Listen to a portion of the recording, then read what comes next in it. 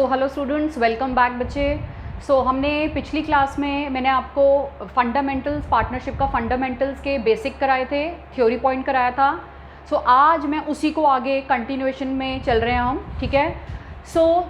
पिछली क्लास में हमने पार्टनरशिप डीड का किया था कि partnership deed is a written agreement.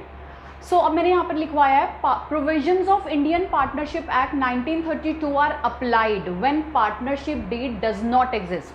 अगर बेटा रिटन एग्रीमेंट नहीं है तो फिर हम पार्टनरशिप को कैसे, फर्म को कैसे चलाएंगे, कौन से रूल्स फॉलो करेंगे? फिर हमें रूल्स फॉलो करने पड़ेंगे इंडियन पार्टनरशिप एक्ट 1932 के। और दूसरी सिचुएशन होती है कि जहाँ पर पार्टनरशिप डीड तो है, where it exist but does not have a clause, उसमें कोई एक स्पेसिफिक क्लॉज नहीं है, ठीक है। जैसे कि मान लो कि प्रॉफिट शेयरिंग रेशियो का क्लॉज नहीं है, तो फिर हमें कौन सा रूल फॉलो करना पड़ेगा? हमें इंडियन पार्टनरशिप एक्ट का रूल फॉलो करना पड़ेगा।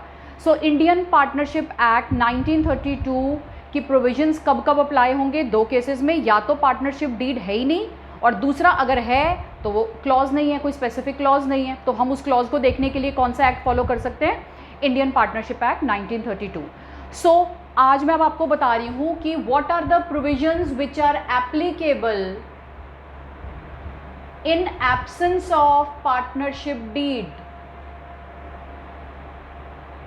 जब पार्टनरशिप डीड नहीं है तो कौन सी प्रोविजंस एप्लीकेबल होंगी बेटा? सबसे पहली प्रोविजन क्या होगी कि प्रॉफिट और loss sharing ratio will be equals. अगर आपको पार्टनरशिप डीड आपकी नहीं है बेटा, तो उस केस में हमने क्या फॉलो करना है कि जो जितने भी पार्टनर्स हैं उनके बीच में जो भी फर्म का प्रॉफिट या लॉस आएगा वो सब इक्वली डिवाइड करेंगे। ये हमारी फर्स्ट प्रोविजन है। Second is no interest on capital will be allowed और गिवन टू एनी पार्टनर। किसी भी पार्टनर को उसकी कैपिटल के ऊपर कोई इंटरेस्ट ऑन कैपिटल फर्म नहीं देगी। No interest on capital will be allowed और given to any partner.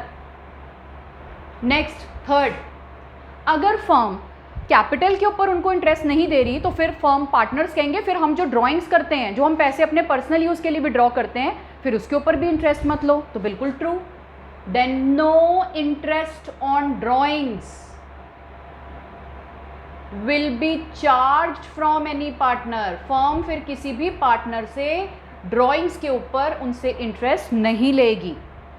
Next बेटा, नो रेमुनरेशन, किसी भी तरह की रेमुनरेशन, रेमुनरेशन का मतलब होता है सैलरी या कमीशन या बोनस, किसी भी पार्टनर को फर्म कोई रेमुनरेशन नहीं देगी। No remuneration will be allowed to any partner. Next बेटा, नेक्स्ट प्रोविजन होगी कि if any partner has advanced any loan to the firm, अगर किसी पार्टनर ने फर्म को लोन दे रखा है, ठीक है, अपनी तरफ से कोई लोन दे रखा है, he will be given interest at the rate of 6% per annum on his loan। अगर किसी पार्टनर ने फर्म को लोन दिया, अब पार्टनरशिप डीड नहीं है बेटा, या पार्टनरशिप डीड है और उसमें क्लॉज लिखा नहीं है कि इंटरेस्ट ऑन लोन पार्टनर को कितना देना है, तो फिक्स होता है। इंडियन पार्टनरशिप एक्ट कहता है कि अगर किसी भी पार्टनर ने फर्म को लोन दिया है, उसके लोन के ऊपर उसको फर्म को क्या देना पड़ेगा? 6% का इंटरेस्ट देना पड़ेगा, 6% पर एनम। एंड लास्ट बेटा, no partner will be admitted,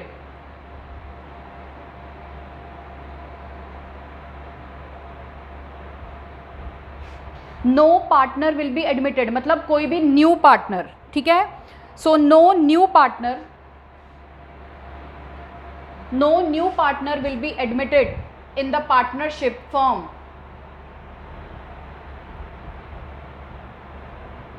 without the consent of all the partners। अगर एक फर्म एक न्यू पार्टनर को लाना चाहती है, 3 बंदे हैं, 2 पर्सन मान गए, 2 पार्टनर मान गए, एक कहता है कि नहीं मैं नहीं विलिंग हूँ कि मैं नया पार्टनर आना चाहिए, तो न्यू पार्टनर नहीं आएगा। न्यू पार्टनर फर्म में तभी आएगा जब जितने भी उस फर्म के अंदर पार्टनर्स हैं अगर वो एग्री करेंगे सबके सब कि येस हम अपनी तरफ से अपना कंसेंट देते हैं कि आप न्यू पार्टनर लेके आओ, तो ये होगा। So these are the provisions which are applicable in the absence of partnership deed. जिस फर्म में पार्टनरशिप डीड नहीं है वो ये इंडियन पार्टनरशिप एक्ट 1932 के प्रोविजंस को फॉलो करेगा।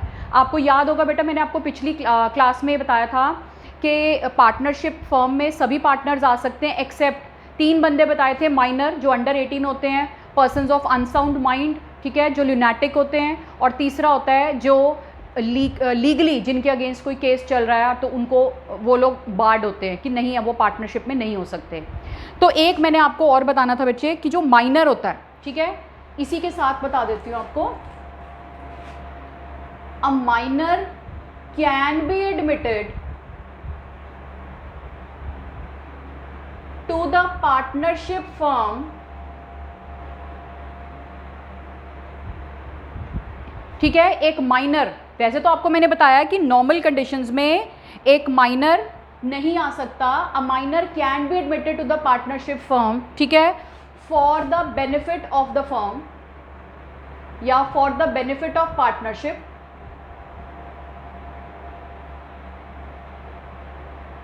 If agreed by all the partner. ये section 30 of the partnership act कहती है। अब बच्चे मैंने यहाँ पर लिखा है फॉर द बेनिफिट। बेनिफिट कैसे होगा कि जैसे मान लो एक पार्टनर है उसकी डेथ हो जाती है तो उसका बेटा है वो भी 18 साल का नहीं है, तो अब वो चाहते हैं जो बाकी के पार्टनर्स हैं वो चाहते हैं कि उसी के बेटे को हम फर्म में ले लें, लेकिन क्योंकि वो 18 से छोटा है तो वो नहीं आ सकता। लेकिन सेक्शन 30 कहता है, इंडियन पार्टनरशिप एक्ट का कहता है कि अगर कोई पर्सन है वो माइनर है, अगर बाकी के रिमेनिंग पार्टनर्स मानते हैं कि ये पार्टनरशिप फर्म की या पार्टनरशिप के बेनिफिट के लिए है तो हम उस पर्सन को, हम उस माइनर को एडमिट कर सकते हैं। सो ये हमारा जो बेसिक थ्योरी हो गया। अब आगे बेटा हम अकाउंट्स। आप लोगों ने पिछले साल 11th क्लास में किया था कि कौन कौन से अकाउंट्स बनते हैं बेटा, फाइनल अकाउंट्स कौन कौन से होते हैं। तो सबसे पहले हम बनाते हैं, तुम लोग बनाते थे ट्रेडिंग अकाउंट, फिर बनाते थे प्रॉफिट एंड लॉस अकाउंट, और फिर बनाते थे बैलेंस शीट, ठीक है बेटा। अब पार्टनरशिप में क्या होगा बेटा, पार्टनरशिप में इसके बीच में P&L और बैलेंस शीट के बीच में, ठीक है, अकाउंट्स आएंगे। जो P&L और बैलेंस शीट के बीच में अकाउंट्स आएंगे वो हैं एक P&L एप्रोप्रिएशन अकाउंट जिसको मैं आज डिस्कस करूंगी। उसके बाद नेक्स्ट इसी के अंडर आता है बेटा पार्टनर्स कैपिटल अकाउंट, और फिर आता है पार्टनर्स करंट अकाउंट। ये जो मैंने आपको ये 3 चीज़ें लिखवाई हैं ये P&L और बैलेंस शीट के बीच में है ये तीनों। सो हम एक एक करके इसको डिस्कस करेंगे। तो आज मैं आपको डिस्कस करूंगी P&L एप्रोप्रिएशन कि ये चीज़ क्या होती है। सो लेट्स स्टार्ट बेटे with P&L appropriation account. P&L appropriation account is basically it is an extension of P&L account। जैसे हम लोग ट्रेडिंग बनाते थे पिछले साल, ट्रेडिंग से ग्रॉस प्रॉफिट आता है, उस ग्रॉस प्रॉफिट को हम कहाँ ट्रांसफ़र करते थे, प्रॉफिट एंड लॉस अकाउंट में। अब प्रॉफिट एंड लॉस का जो नेट प्रॉफिट आएगा या जो नेट लॉस आएगा उसको हम एक अकाउंट में ट्रांसफ़र करेंगे, P&L appropriation account. So P&L appropriation account is an extension of P&L account. तो अब इसका फॉर्मेट देखो बेटा, पर्टिकुलर्स, अमाउंट, पर्टिकुलर्स, अमाउंट, ठीक है। जैसे हम अपना P&L बनाते थे वैसे ही सेम है आपका, क्लियर। अब P&L एप्रोप्रिएशन अकाउंट के हमने लिखना है फॉर द ईयर एंडिंग, जिस ईयर का आप बना रहे हो तो आप लिखोगे P&L एप्रोप्रिएशन अकाउंट कौन से साल का जो एंड हुआ है वो ईयर कौन सा है। So for the year ending, now this is your debit side and this is your credit side. जो ये P&L एप्रोप्रिएशन बनता है ये फर्म का व्यू पॉइंट से सोचना है, ये फर्म की बुक्स में बन रहा है बेटा। तो जो भी आपने सोचना है, आपने ये सोचना है अगर फर्म का कोई एक्सपेंस है तो वो यहाँ आएगा डेबिट साइड पर, और अगर कोई फर्म की इनकम है तो वो आएगी क्रेडिट साइड पर। तो अब हम स्टार्ट करते हैं। मैंने आपको बोला कि P&L appropriation is an extension of P&L account. तो P&L अकाउंट से हमारा क्या आ सकता है, नेट प्रॉफिट आ सकता है। तो हम लिखेंगे by P&L account net profit for the year. तो अब ये P&L एप्रोप्रिएशन बेटा बनता क्यों है? P&L एप्रोप्रिएशन बनता है कि जब एक फर्म प्रॉफिट कमाती है तो फर्म ने इस प्रॉफिट को का कुछ हिस्सा पार्टनर्स में भी तो कुछ किसी फॉर्म में देना है। तो अब हमने एप्रोप्रिएशन का मतलब ही बेटा होता है कि जब फर्म के पास प्रॉफिट होगा तभी फर्म कुछ डिस्ट्रीब्यूट करेगी। अगर फर्म के पास लॉस है तो उस केस में फर्म अपने पार्टनर्स को खुद ही, उसके पास खुद ही नहीं है तो वो पार्टनर को क्या देगी। तो P&L एप्रोप्रिएशन में हम सबसे पहले तो जो हमारा P&L का नेट प्रॉफिट होता है हम उसको ट्रांसफ़र कर लेते हैं बेटा, ठीक है। और अगर आपका लॉस है, P&L से नेट लॉस आ रहा है, तो आप लिखोगे टू P&L नेट लॉस। इसमें से एक चीज़ आएगी, P&L का अगर नेट प्रॉफिट होगा तो यहाँ, लॉस होगा तो यहाँ। उसके बाद बच्चे फर्म की एक बहुत बड़ी इनकम होती है, बहुत बड़ी भी नहीं मैं कहूँगी, एक इनकम होती है which is interest on drawings. Interest on drawings वो अमाउंट होता है जो फर्म अपने पार्टनर से उनके पर्सनल यूज़ के लिए जो उन्होंने पैसे विड्रॉ करे थे उनके लिए जो उनसे इंटरेस्ट चार्ज करता है, that is known as interest on drawings. तो अभी इसका एक अलग पूरा टॉपिक है कि how to calculate interest on drawings, वो हम आगे आने वाले लेक्चर्स में करेंगे। अब मैं सपोज कर रही हूँ कि उस फर्म में दो पार्टनर हैं जिनका नाम है A और B। तो हम लिख रहे हैं बाय इंटरेस्ट ऑन ड्राइंग। अब फर्म क्या करेगी, इन पार्टनर से उनकी ड्राइंग्स के ऊपर जो इंटरेस्ट होगा वो उनसे लेगी। तो जब फर्म उनसे उनकी ड्राइंग्स के ऊपर इंटरेस्ट लेगी, ये फर्म की इनकम है, इसीलिए हमने इसको क्रेडिट साइड पर लिखा है, ठीक है। तो जो भी उनका इंटरेस्ट आएगा वो आप टोटल करके बाहर लिख देना। अब फर्म ने कुछ देना भी तो है, खाली लेना नहीं है। फर्म ने अपने पार्टनर्स को जो वो कैपिटल्स लेके आए हैं उसके ऊपर उनको क्या देना है, इंटरेस्ट ऑन कैपिटल, जो फर्म का एक खर्चा होता है। सो वो भी, इसके लिए भी हम एक अलग टॉपिक डिस्कस करेंगे आने वाले लेक्चर्स में। अब इंटरेस्ट ऑन कैपिटल जो होता है वो फर्म का खर्चा है, इसलिए डेबिट साइड पर आ रहा है। नेक्स्ट होता है बेटा कि अगर फर्म ने किसी भी पार्टनर को कोई सैलरी या कोई कमीशन या कोई बोनस देना हो, ठीक है, तो टू सैलरी कमीशन और bonus to A and B, जिसको जितना जितना क्वेश्चन में लिखा होगा हम उतना उतना पुट कर देंगे।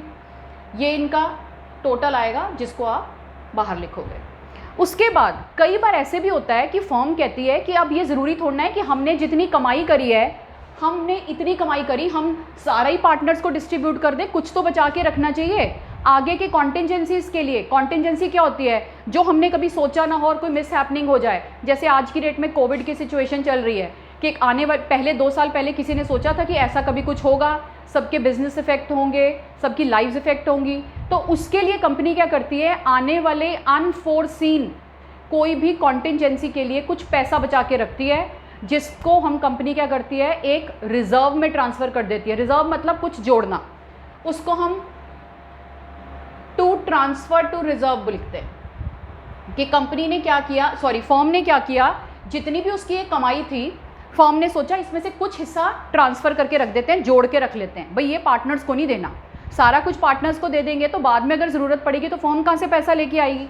तो इसको हम बोलते हैं ट्रांसफ़र टू रिजर्व। इसके बाद फर्म देखती है कि मेरे पास नेट प्रॉफिट वाला कितना प्रॉफिट था और कितना पार्टनर से आया, ठीक है, इसका टोटल कर लेगी और कहेगी क्या क्या दिया, ठीक है, इंटरेस्ट ऑन कैपिटल दिया, सैलरी दिया, कुछ पैसा जोड़ भी लिया। अगर फिर भी कुछ बच जाता है, उस प्रॉफिट को हम बोलते हैं बेटा डिविजिबल प्रॉफिट, कि ये प्रॉफिट बंटने को तैयार है, डिवाइड होने को तैयार है। किस में डिवाइड होने को, पार्टनर्स में। तो to divisible profit transferred to partners capital और करंट। अभी आप लिख लो, मैं आपको अभी तो डिटेल नहीं बता सकती, ठीक है। तो to divisible profits transfer to, ठीक है, इसको हम ऊपर लिख देती हूँ मैं। ट्रांसफर टू रिजर्व के बाद हम यहाँ लिख देते हैं टू डिविजिबल प्रॉफिट्स, ठीक है बेटा, 2 divisible profits transferred to partners capital और करंट अकाउंट। ये हम डिस्कस करेंगे, कैपिटल क्या होता है, करंट होता है, वो अगले लेक्चर में होगा, ठीक है। So this will be your balancing figure. और अगर आपका लॉस आ रहा है बेटा, तो बाय लॉस ट्रांसफर टू, ये मैंने शॉर्ट फॉर्म लिख दिया TFD, transfer to partners capital और करंट अकाउंट, बैलेंसिंग फिगर। अब जैसे 2 पार्टनर हैं, अगर लॉस है तो भी डिवाइड होगा, अगर प्रॉफिट है तो भी डिवाइड होगा। So this is your format for P&L appropriation account, ठीक है बेटा। अब अगले लेक्चर में मैं आपको समझाऊंगी कि how to calculate interest on capital and interest on drawing. ये हमारा अगला टॉपिक होगा बेटे। 5-6 टॉपिक्स हमारे ऐसे छोटे छोटे हैं, जब तक हम ये नहीं करेंगे हमें बड़े वाले क्वेश्चंस, अभी बड़े वाले क्वेश्चंस का वी आर नॉट श्योर कि एज़ पर CBSE वो लोग क्या देते हैं, क्योंकि आना तो बेटा MCQs है। तो MCQs के लिए we need to have a detailed concept कि एक एक चीज़ का हमें डिटेल पता होना चाहिए, एक एक थ्योरी का हमें डिटेल पता होना चाहिए। So don't concentrate on long questions की सीधा हम बड़े क्वेश्चंस ही कर लेते हैं, वो आपको आगे जाके पेपर में प्रॉब्लम देंगे, आपसे सॉल्व ही नहीं होंगे जब तक आप ये इंडिविजुअल छोटी छोटी चीज़ों को ध्यान में नहीं रखोगे। सो बच्चे आज के लिए बस इतना ही, ठीक है। नेक्स्ट लेक्चर में मिलते हैं, बट इसके लिए आपको ये सारा कंप्लीट करके आना है, आपने इसको रीड करना है जो पुराने 2 लेक्चर्स हैं। ओके बच्चे, बाय बाय।